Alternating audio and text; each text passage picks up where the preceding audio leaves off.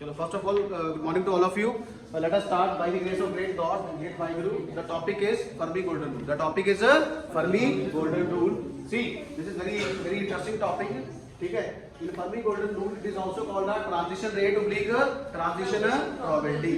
See, in this these levels are called we have three levels which belongs to the higher energy level, which belongs to the higher energy levels, and we have three levels which belongs to the lower energy level.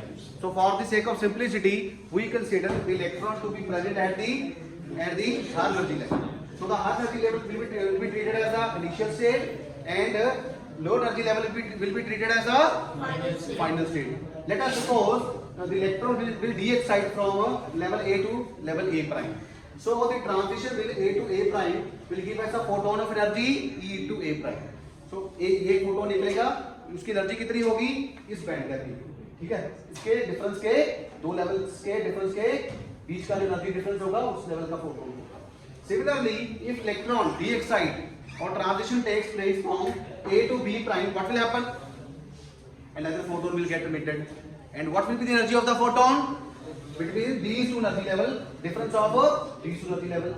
Similarly, a third transition can also be possible from A to C prime, from A to C prime, and another photon, third photon will be emitted, whose energy will be equal to the energy of photon will be equal to the energy difference between these two levels. It means what we are getting, इसका मतलब हमें क्या मिल रहा है friends, इसका मतलब हमें क्या मिल रहा है, हमें तीन अलग अलग एनर्जी के फोटोन्स मिल रहे हैं. हमें, अब मैं हिंदी में समझा रहा हूँ, हमें तीन अलग अलग एनर्जी के फोटोन्स मिल रहे हैं. बेटा क्यों मिल रहे हैं अलग अलग एनर्जी के? क्योंकि तीन अलग अलग ट्रांजिशंस हैं और तीनों का डिफरेंस क्या है, अलग अलग है. इसका डिफरेंस बेटा अलग है, इसका डिफरेंस अलग है और इसका difference. Any doubt till now? तो इसका मतलब मेरे पास बेटा तीन डिफरेंट एनर्जीज आ गई. क्या आ गई? तीन different energy. See, this is first transition. Tabassum, are you getting the point? See, this transition will correspond to energy E, a photon of energy E A prime, and this transition A to B prime corresponding to this energy, and the third transition will corresponding to the energy E into AC prime. तो इसका मतलब तीन different energies, and E is proportional to h nu. Energy of photon h is Planck constant. इसका मतलब energy किसके proportional है बेटा? Energy किसके proportional है? Frequency के proportional है. इसका मतलब अगर मैं आपसे कह रहा हूँ, if I am saying that we are getting three different energies, we are getting a photons of three different energies, it means we get a three different frequencies. We are getting a three different frequencies. That is why we get a three different frequencies of photon of light. अगर three different frequency है तो हर एक frequency का colour क्या होता है बेटा? अलग अलग होता है. तो इसका मतलब we are getting a three different colors. We are getting a three different colors. और brightness is, इसका मतलब हमारे पास we are getting a three different brightness colors we can observe. ठीक है, ठीक है. हमें ट्रांजिशन में बेटा क्या मिल रहा है? हमें ट्रांजिशन में क्या मिल रहा है? हमें स्क्रीन पे बेटा क्या मिलेगा? क्या मिलेगा? 1 2 3. तो हमारे पास तीन अलग अलग ब्राइटनेस के कलर मिलेंगे. हमारे पास तीन अलग अलग कलर के ब्राइटनेस मिलेंगे. समझ आई कि नहीं आई? Why? Because we are getting three different frequencies. We are getting three different frequencies of photon of light, and as a result we are getting three different brightness we can observe on the screen. ठीक है, तो इसका मतलब transition में तीन colour मिल गए. तो हमारा जो बोहर मॉडल था, बोहर मॉडल तो सबने पढ़ा है 10+2 में, 10+1 में भी पढ़ा होगा. तो बोहर, इसको क्या बोलते हैं बेटा? स्क्रीन पे अगर कलर्स आते हैं, अगर स्क्रीन पे हमें कलर्स मिलते हैं, इसको क्या बोलते हैं? स्पेक्ट्रम. क्या बोलते हैं? स्पेक्ट्रम. स्पेक्ट्रम का मतलब क्या होता है? What do you mean by spectrum? बेटा स्पेक्ट्रम का मतलब ये होता है किसी भी लाइट को जहां तो इंक्रीजिंग ऑर्डर फ्रीक्वेंसी में लगा दो, जहां डिक्रीजिंग ऑर्डर फ्रीक्वेंसी में लगा दो, तो उसको क्या बोलते हैं हम? स्पेक्ट्रम. जहां वेवलेंथ की टर्म में भी बोल सकते हो, जहां इंक्रीजिंग ऑर्डर में वेवलेंथ में लगा दो, जहां डिक्रीजिंग ऑर्डर वेवलेंथ के लिए लगा दो. तो मैं इंग्लिश में बताऊंगा. If we place frequencies in a increasing order or in a decreasing order, it is said to be a spectrum. Are you getting the point? तो इसका मतलब हमें स्पेक्ट्रम मिल गया. क्या मिल गया? स्पेक्ट्रम मिल गया. तीन अलग अलग कलर्स के फोटोन्स मिले, अलग अलग ब्राइटनेस मिली. तो हमारे पास बेटा तीन ब्राइटनेस मिल गई, तो हमारे पास ये स्पेक्ट्रम बन गया. तो जो बोहर मॉडल था, बोहर मॉडल ने हमें क्या बताया? बोहर मॉडल स्पेक्ट्रम के बारे में तो बताता है, बोहर मॉडल हमें स्पेक्ट्रम ऑफ लाइट के बारे में तो बताता है, लेकिन बोहर मॉडल हमें डिफरेंट ब्राइटनेस ऑफ लाइट के बारे में नहीं बताता कि ये 3 अलग अलग कलर्स की लाइट हमें क्यों मिल रही है। अच्छा गेटिंग द पॉइंट, ठीक है ना। तो बोहर मॉडल हमें 3 डिफरेंट कलर्स की ब्राइटनेस और डिफरेंट कलर्स ऑफ लाइट हमें नहीं बताता, ठीक है। इसका मतलब क्या है, इसका मतलब ये है कि देखो ट्रांजिशन रेट क्या होगी, अलग अलग होगी, तीनों की ट्रांजिशन रेट क्या होगी, अलग अलग होगी, क्योंकि ये डिफरेंस क्या है, this difference is less, this difference is large and this difference is highest. और ये का पॉइंट, तीनों का बैंड गैप अलग है, तो तीनों ट्रांजिशंस की बेटा जो ट्रांजिशन रेट होगी वो क्या होगी, अलग अलग होगी।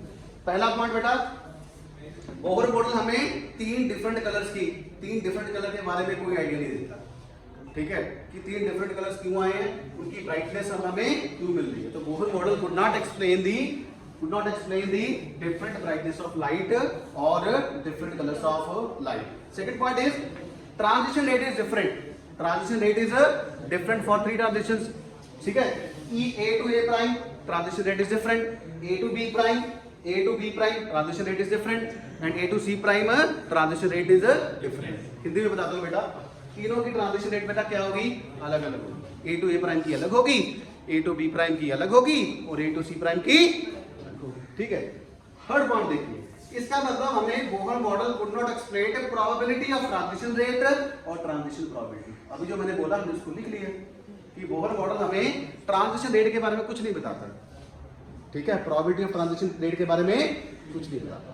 तो इसका मतलब बेटा हमारे पास टोटल कितनी ट्रांजिशन हो सकती है बताइए, हमारे पास टोटल 9 ट्रांजिशन हो सकती है। 3 होगी, 3 तो A की होगी, 3 होगी B की, B to A prime, B to B prime, B to C prime, similarly C to A prime, C to B prime, C to C prime. तो मैं यहाँ पे लिख सकता हूँ बेटा A prime, A B prime and A C prime, ये एक सेट हो गया। दूसरा क्या सेट हो गया बेटा हमारे पास, B to A prime, B to B prime, B to C prime, ठीक है, देखना कहीं मैं गलती ना करूं, ठीक है। तो बेटा ये और सेट हो गया, 3 और 3 6।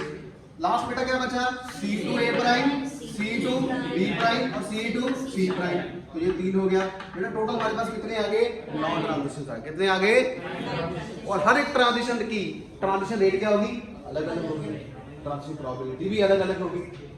पॉइंट, ठीक है। तो बोहर ने इसके बारे में कुछ नहीं बताया, तो इसके बारे में जो हमारे पास जो रूल है, तो इसके हमारे पास जो रूल है वो है फर्मी गोल्डन रूल। वो क्या है, फर्मी गोल्डन रूल। तो जो फर्मी गोल्डन रूल है, फर्मी इज द साइंटिस्ट, ठीक है, जिसने ये बताया। तो फर्मी ने हमें बताया कि ट्रांजिशन प्रोबेबिलिटी किन किन फैक्टर्स पे डिपेंड करती है, कि ट्रांजिशन प्रोबेबिलिटी क्या होती है। तो कहने रख दिस, ठीक है। ये बहुत आसान था, देखने में बड़ा मुश्किल लग रहा था, बट जैसे ही हमने इसको समझा तो ये काफी है, काफी आसान लगा, ठीक है। तो now I can rub this, ठीक है। मन नहीं कर रहा रब करने को, लेकिन करना पड़ेगा। तो लिखिए फर्मी गोल्डन रूल, लिखिए Fermi golden rule is a simple expression.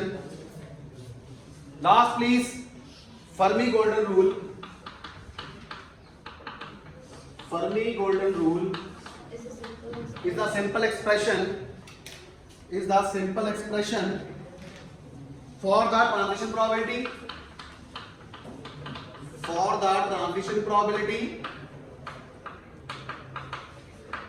between initial state and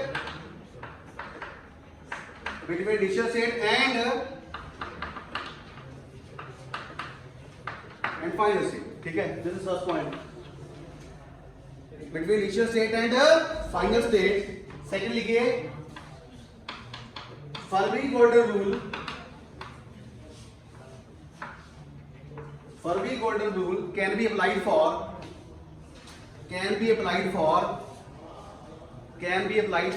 small A, लिखिए A point can be applied for atomic transition,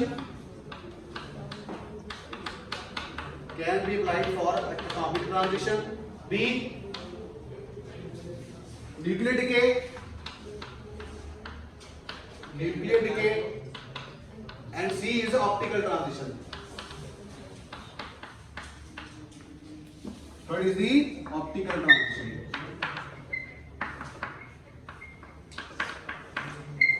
ठीक है, nuclear decay means when nucleus reexcite, ठीक है, जैसे एटॉमिक लेवल में अलग अलग लेवल्स होते हैं, वैसे न्यूक्लियस में भी अलग अलग लेवल्स होते हैं। ठीक है, जो सारी न्यूक्लियर फिजिक्स है वो न्यूक्लियर डिके पे बेस्ड है। जैसे एटम डी एक्साइट करता है वैसे न्यूक्लियस भी डी एक्साइट करता है। ठीक है, तो इसमें एनर्जी क्या होती है, बहुत ज्यादा होती है, इसमें एनर्जी क्या होती है, बहुत। ठीक है, तो अभी हम एक एक्सप्रेशन लिखेंगे, तो लिखिए नेक्स्ट पॉइंट लिखिए, थर्ड पॉइंट रेड पेन से, Fermi golden rule, Fermi golden rule, Fermi golden rule can be stated as, mathematically can be stated as, third point at pen say, Fermi golden rule mathematically can be stated as lambda IF is equal to 2 pi by h into mod of MIF का square into rho f। तो red pen से लिखिए, this is a mathematical expression that you have to memorize, इसको आपको याद करना पड़ेगा। lambda IF is equal to 2 pi by h MIF का square rho f, where lambda IF is transition rate, जिसकी हम बात कर रहे हैं। ठीक है, ट्रांजिशन रेट और ट्रांजिशन शाबाश, ट्रांजिशन प्रोबेबिलिटी। ठीक है, H इज शाबाश, H is a Planck constant. MIF is called a matrix element, it is called a matrix element। matrix element means ये कपलिंग फैक्टर होता है। ये क्या होता है, कपलिंग। ये हमें बताता है कपलिंग के बारे में। दो स्टेट्स के बीच में क्या कपलिंग होगी, दो स्टेट्स के बीच में क्या कपलिंग होगी, कपलिंग बिटवीन, लिख दीजिए, coupling between initial state and final state. ये बड़ा इंपॉर्टेंट है। MIF हमें क्या बताता है, coupling between initial state and final state. तो क्या बचता है लास्ट में, रो एफ है density of final state. Rho F है हमारे पास फाइनल स्टेट डेंसिटी, या density of final state, density of final state. ठीक है, रो एफ है हमारे पास डेंसिटी ऑफ फाइनल स्टेट। ठीक है, ये वाली final state, we are interested in final state. And rho I क्या होगा, जहां मैंने लिखा था ना पहले, ये इनिशियल स्टेट का होगा, ये फाइनल का। लेकिन हमें हमारा इंटरेस्ट ज्यादा किस में है, फाइनल में।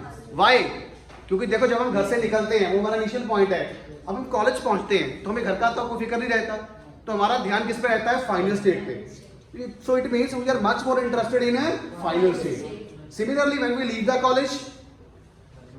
कॉलेज, शाम को जब घर जाते हैं तो हमारा तब इनिशियल क्या बन जाता है, कॉलेज, और फाइनल क्या बन जाता है, घर। तो उस समय हमारा जो ध्यान किस पे रहता है, घर पे रहता है, फाइनल स्टेट पे रहता है। तो that is why this see, ये दो फैक्टर्स पे जाके डिपेंड करता है, MIF मैट्रिक्स एलिमेंट पे and rho F density of final state पे हमारी ट्रांजिशन प्रोबेबिलिटी डिपेंड करती है। ठीक है, ठीक है, रो एफ ट्रांजिशन प्रोबेबिलिटी बेटा किस पे डिपेंड करती है, ये करती है रो IF initial to final, this transition probability depend upon MIF as well as on the density of the final state। ठीक है, अभी आपको बताते हैं कि ये बेसिकली MIF है क्या, MIF है क्या।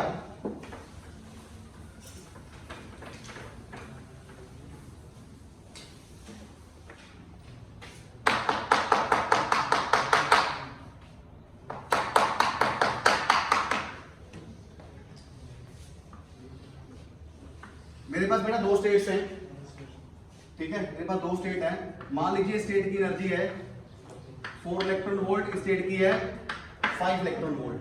ठीक है, ठीक है, अब बताओ इलेक्ट्रॉन ने डी एक्साइट करना है, this is the initial state, this is the final state.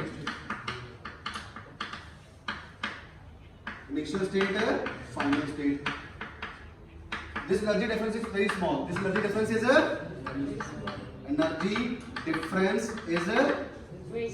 very small, very small. So हमारी जो कपलिंग होगी MIF, जो कपलिंग होगी, ठीक है। देखो एनर्जी डिफरेंस है, एनर्जी डिफरेंस बहुत कम है। अगर एनर्जी डिफरेंस बहुत कम है, आई मीन टू से, इसका मतलब ये है कि हमारा हमें पौड़ियों पे, सीढ़ियों पे चढ़ना है, हमारा पहला पैर है पहली सीढ़ी पे, अब हमें दूसरी पौड़ी पे चढ़ना है, तो क्या हम आसानी से चढ़ पाएंगे? जब हम दूसरी पौड़ी पे, हम पहली पौड़ी पे नीचे आना है, तो क्या हम आसानी से आ पाएंगे या मुश्किल से आ पाएंगे? आसानी से आ पाएंगे, because this energy difference is very very small. अगर हम दूसरी पौड़ी पे हैं और हमें पहली पौड़ी पे आना है, सीढ़ी पे आना है, तो इसका मतलब आसानी से आ सकते हैं। तो इसका हमारी ट्रांजिशन क्या होगी? आसानी से होगी। इसका मतलब क्या होगा? ये जो हमारी ट्रांजिशन रेट होगी लैम्डा IF, ये क्या होगी? इसकी प्रोबेबिलिटी क्या होगी? ज्यादा। इसकी प्रोबेबिलिटी क्या होगी? ज्यादा। क्यों ज्यादा है? ज्यादा क्यों है? क्योंकि कपलिंग क्या है? कपलिंग ज्यादा है। What is MIF? MIF is coupling. MIF is coupling. ठीक है, तो क्योंकि कपलिंग क्या है? कपलिंग स्ट्रॉन्ग है और ट्रांजिशन प्रोबेबिलिटी भी ज्यादा है। तो लिखिए इसको, energy difference is very small, so coupling is very strong. So coupling is very strong, इसका मतलब this implies lambda IF transition probability will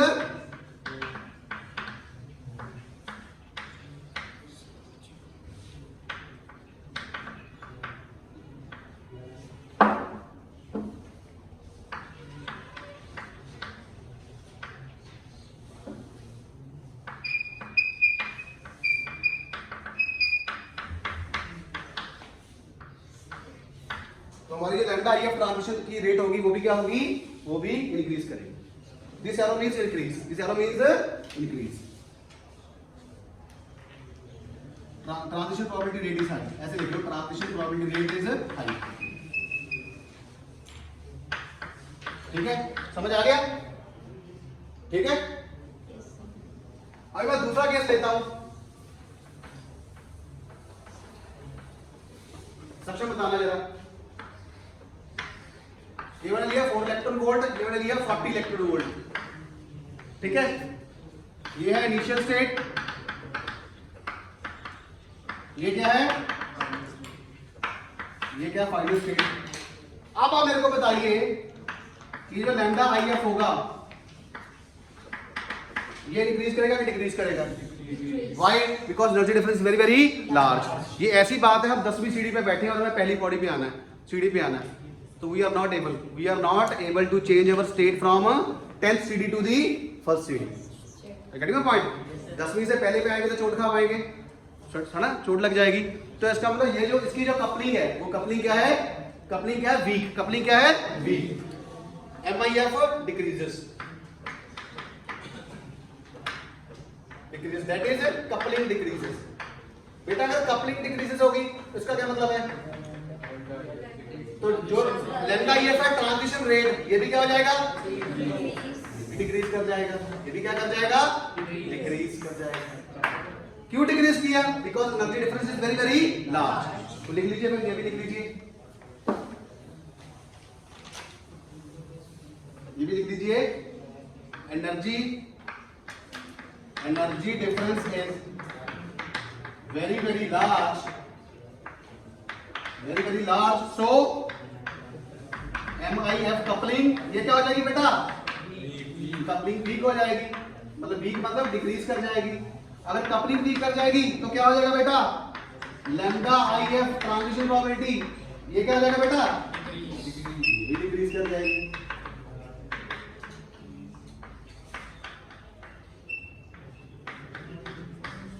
decrease कर जाएगी। ठीक है, तो इसका मतलब कपलिंग पे बहुत डिपेंड करती है। और कपलिंग किस पे डिपेंड करती है? एनर्जी डिफरेंस पे। किस पे डिपेंड करती है बेटा?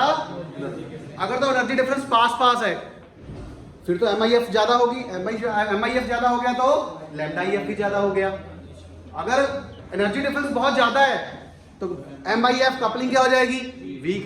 कपलिंग वीक होगी तो इसका मतलब transition will also get weak, उसकी प्रोबेबिलिटी बेटा क्या हो जाएगी? कम। तो lambda IF will get decrease.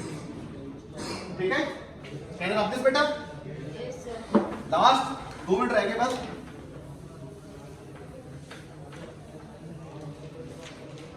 लिख लिया बेटा ये सारा? एक फैक्टर बेटा और है जिस पे डिपेंड करती है, वो है टाउ। वो क्या है? टाउ। टाउ बेटा, टाउ। व्हाट इज टाउ बेटा? What is tau? Tau is called life time. Tau is called life time. ये क्या है बेटा? Initial state. ये क्या है बेटा? ये क्या है? Final state. मान लो अगर इलेक्ट्रॉन का इस स्टेट में रुकने का समय ज्यादा है, मान लीजिए अगर इलेक्ट्रॉन का इस स्टेट में रुकने का समय ज्यादा है, तो इसका मतलब उसका टाउ सी क्या हो गया? ज्यादा। टाउ सी क्या हो गया? लार्ज। समझ आएगी नहीं आई? ठीक है, तो टाउ सी क्या हो गया? लार्ज। जिसका बेटा टाउ सी लार्ज हो जाएगा, इलेक्ट्रॉन ज्यादा समय के लिए ऊपर रहेगा, तो क्या ट्रांजिशन हो पाएगी? ट्रांजिशन हो पाएगी? नहीं। तो इसका मतलब उसकी जो लैम्डा IF है, बेटा समझ, वो क्या हो जाएगा? ट्रांजिशन प्रोबेबिलिटी क्या हो जाएगी? डिक्रीज। क्या हो जाएगी? डिक्रीज। ट्रांजिशन प्रोबेबिलिटी डिक्रीज हो जाएगी। Similarly for the second case, जिसका बेटा टाउ सी कम होगा, बेटा जिसका टाउ सी कम होगा, टाउ सी कम मतलब इलेक्ट्रॉन कम समय के लिए ऊपर वाली इनिशियल स्टेट में रहना चाहता है, तो उसकी ट्रांजिशन रेट क्या हो जाएगी? फास्ट हो जाएगी। क्या हो जाएगी? फास्ट हो जाएगी। तो इसका मतलब इसका लैम्डा IF क्या हो गया? Lambda IF get decreases. ठीक है, what is lambda IF? Transition rate oblique transition. ठीक है बेटा, समझ आया? तो जिसकी कपलिंग स्ट्रांग, उसका ट्रांजिशन प्रोबेबिलिटी भी स्ट्रांग। जिसकी कपलिंग वीक, उसकी ट्रांजिशन प्रोबेबिलिटी भी वीक। जिसका टाउ सी ज्यादा, ये रिवर्सिबल प्रोपोर्शनल, जिसका टाउ सी ज्यादा उसका लैम्डा IF डिक्रीज।